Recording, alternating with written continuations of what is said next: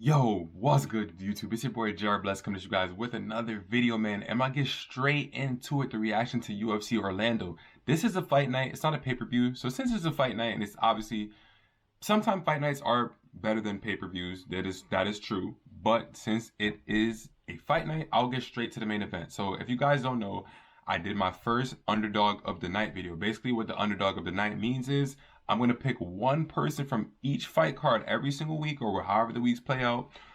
I'm gonna pick an underdog that I think is gonna win. I did my breakdown, whatever the case may be, and I knew it. I knew it. I knew it. If you guys haven't watched that video, please check it out. I'm gonna leave it in the link in the description, or I'm just gonna leave it in the card and also in the outro of this video.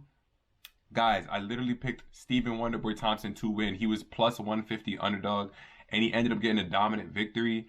I explained everything inside of that video. Kevin Holland was not gonna want to wrestle. I even inserted a clip into the into the video that I made saying that Wonderboy would win my underdog video. I put the clip into it where Kevin Holland talked about how he was not going to wrestle. It's just he probably could wrestle, but he's just not gonna wrestle.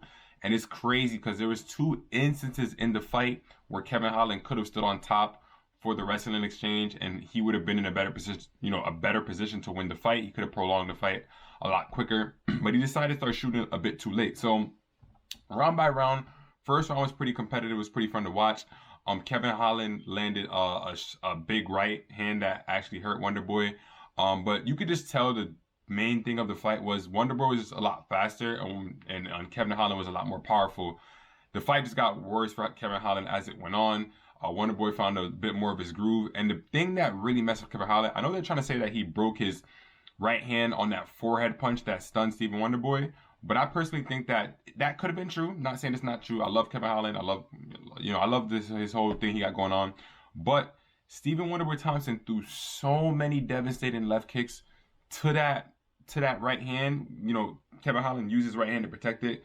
Guys, if you're getting kicked in your hand over and over and over again, heavy kicks, your hand's gonna break too. So it's like you can dodge the kicks all you want, but at some point you kind of just have to evade them because taking them on your hand doesn't do much better. You'll break your hand still, and your right hand or whatever hand is being attacked at is gonna be ineffective. So yeah, Kevin Holland just got picked apart for the next three straight rounds. The first round was pretty competitive, but the next three straight rounds, Kevin Holland just literally got picked apart. Wonderboy was, I remember I was watching the fight, I was like, spin, spin, spin. I wanted Wonderboy to spin so bad because oh my God, he's too good on the feet, man. He's too good on the feet. That's why I even said it in the video, in my underdog video, that it was actually hilarious.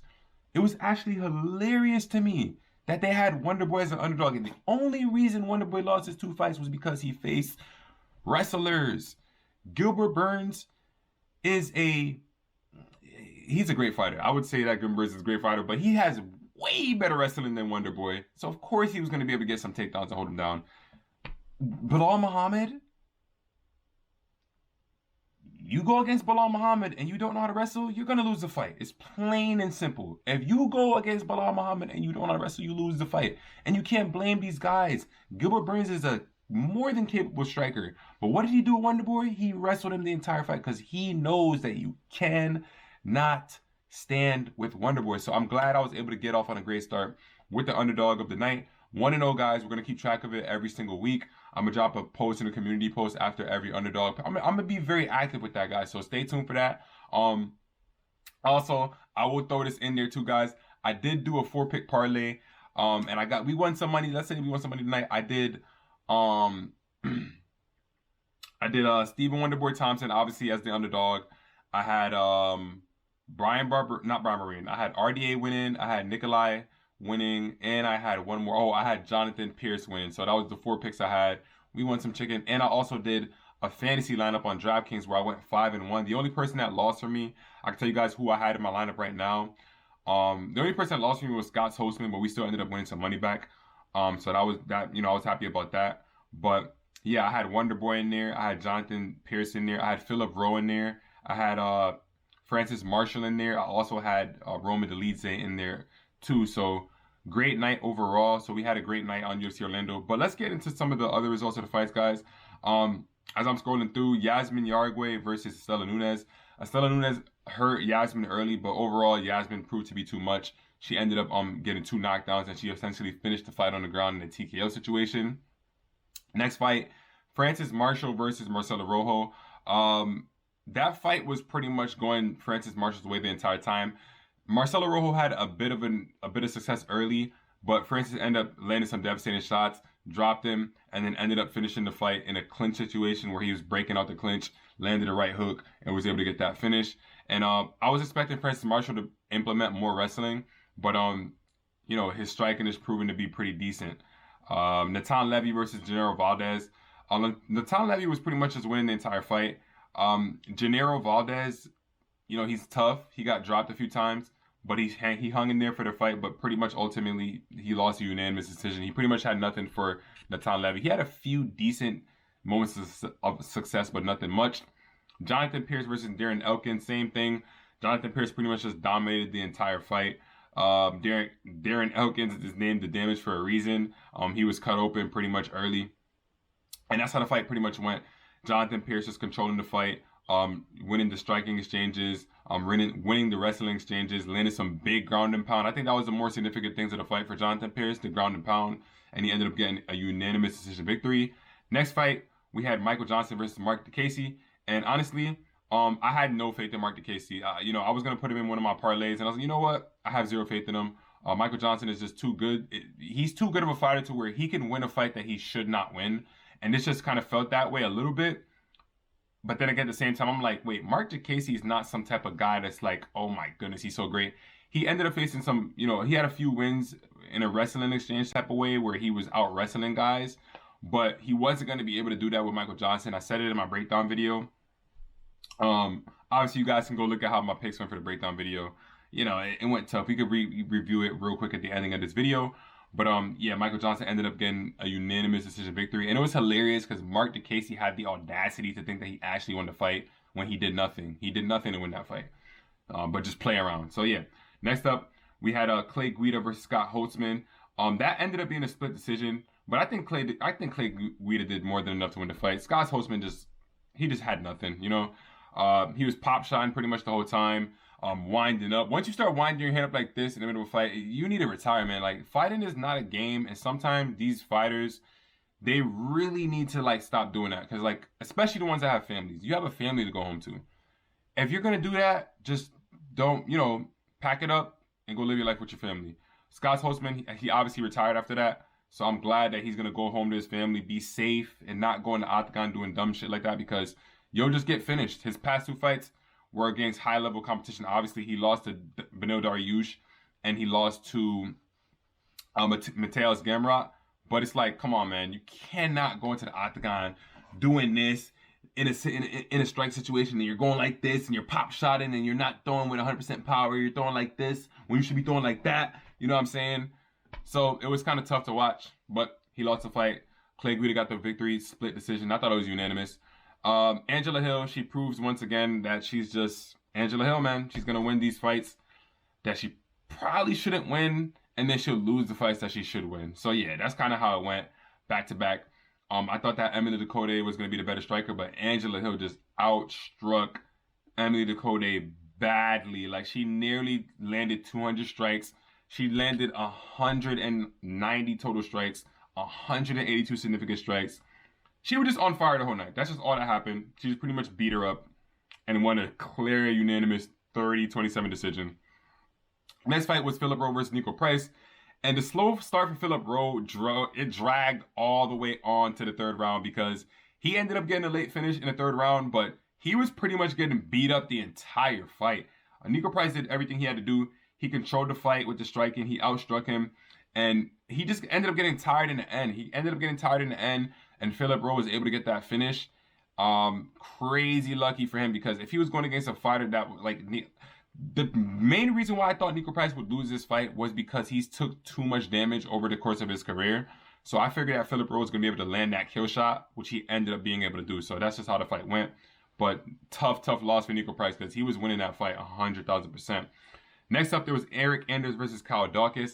And honestly, I doubted Eric Anders badly, but Kyle Daukaus is just not dangerous enough on the feet. And that's what I've heavily underestimated. He's just not dangerous enough on the feet. So Eric Anders was able to hurt him a couple times on the feet, ultimately getting a TKO finish. Kyle Dawkins just had nothing. These type of guys that are great on the ground and they just have no way to get the fight to the ground. It's just bad. It's just horrible to watch them. I would have rather seen Kyle Dawkins try to shoot at least. Okay, so that's how you know I didn't watch the fight in full. He shot 8 takedowns, so that's my fault. I was kind of just watching it in the spurts, and I seen Eric Anders just outstriking him, dropping him, and getting a TKO finish. But I mean, yeah, credit to Kyle Dawkins. He tried to get the fight to the ground. He had 8 takedown attempts, just couldn't get it there. So yeah, but it still remains the same. The fact that you're a jiu-jitsu guy and you can't get the fight to the ground, it's like, bruh, what are you really doing? Next fight we had was Roman Dolidze versus Jack Hermansson. And it looked like Jack Hermansson was gonna actually be able to pick apart Roman Dolidze, and just like how he did with Chris Curtis. And it's funny because Chris Curtis was in Roman Dolidze's corner, but it appeared that's what was gonna happen. But ultimately, the fight ended up on the ground. And I thought that if the fight got to the ground, Jack Hermansson was good enough on top to finish the fight. Roman Dolidze had him in what appeared to nearly be like a triangle choke or like an armbar. Very dangerous guard. And he ended up in a calf slicer throughout a scramble, which ended up with him on Jack Hermansson's back in a calf slicer, just landing strikes. And it's like at that point, you can't get out of it. Once you're in a calf slicer, you cannot get out. You're stuck there. You're stuck. And on top of that, you add in the strikes. He ended up losing by TKO, man. So yeah, big win for Roman Dolidze. I knew that he was gonna get the victory. But I was a little bit worried because Jack Hermansson is tough. Like I respect Jack Hermansson. He hasn't been able to get to that title shot. He was always hovering around 5 through 8, number 5 through 10, or somewhere around that range. But he's a great fighter. Nonetheless, a great fighter. Next fight was Sergey Pavlovich versus Tai Tuivasa. And yo, Sergey Pavlovich is going to be a problem. That's all I have to say. Quick exchanges. Here's the thing with Sergey Pavlovich, right? He's super accurate. That's the problem with him. He's super accurate, super aggressive, super powerful. I don't know who really beats him. Maybe Gane, but because of how accurate Sergey is, and Gane has shown that he can be dropped, I think that Pavlovich wins that fight too. That's what I think. And when he goes against Ngannou, I think that Ngannou can win the fight just by being wild. But like I said, man, Pavlovich is just he's too accurate. Over in the first round. I don't know why in the world. I do not know why in the world Tai Tuivasa came back so quick from a fight that he just had not too long ago with Ciryl Gane. Crazy fight, a war. Doesn't make sense that he came back that early. Very, very stupid. You can tell he doesn't have good people in his corner. Like once you allow your fighter to do that, you're just not a good team around. Whatever team is around Tai Tuivasa is not a good team. That's all it is. Next fight we had was Matheus Nicolai versus Matt Schnell. Matt Schnell called for this fight, and sometimes there's a saying that says, be careful what you wish for. Matheus Nicolai was pretty accurate with the strikes, was able to drop Matt Schnell a couple times, and ultimately end up getting the finish. Matt Schnell is just a guy that, like I said, the only thing that he had going for him was that he was able to take a beating and come back from it. That's what happened versus Sue Majuri. He was getting beat up very badly, and he had a comeback triangle victory.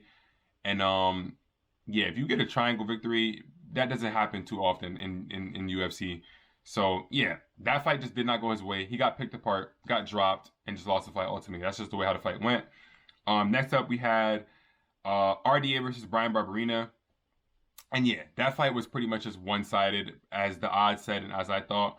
RDA pretty much just beat up Bryan Barberena, was able to get the fight to the ground. I thought he was going to be able to get that arm triangle choke off, but he wasn't able to do it. But what that shows me, or just seeing that, let's rewind back to UFC 280, right? Oliveira versus Makhachev. When Islam got that top position, that top mount, and he locked in that arm triangle, the squeeze on the pressure of it was just so high that Charles tapped right away. RDA had a full mount arm triangle choke on top, and it just wasn't enough power for him to choke out Bryan Barberena. It wasn't until RDA was able to get that rear naked choke locked in that he was able to get that. That's pretty obvious. At that point, you have to tap. But yeah, the fight was just one-sided. RDA out of the way. RDA is one of the best fighters of all time. It was great to watch him do that. And last but not least, obviously, we already talked about it, the main event. Wonder Boy versus Kevin Holland. I just wanted to talk about the main event right away because that was the most exciting thing of the night.